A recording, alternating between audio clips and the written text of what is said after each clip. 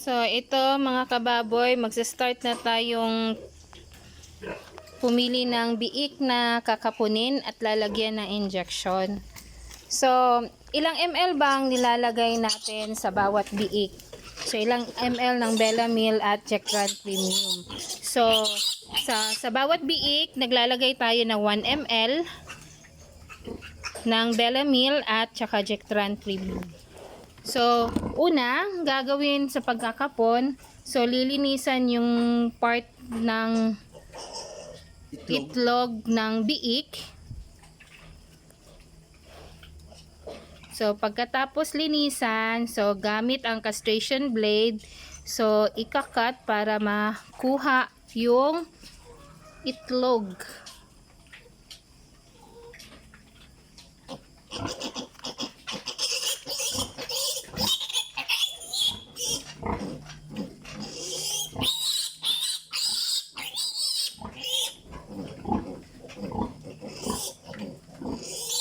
Ayan, so natanggal na. Lumabas na.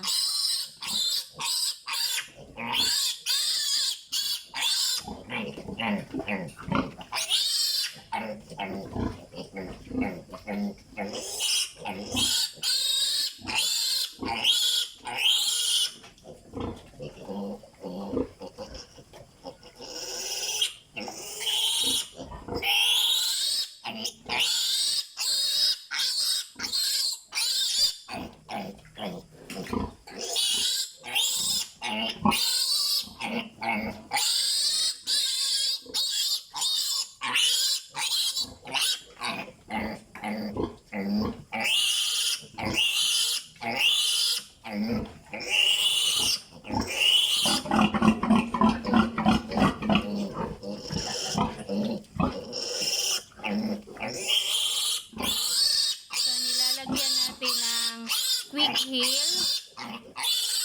So, para hindi ma-infect ang sugat ng pagkat ng castration.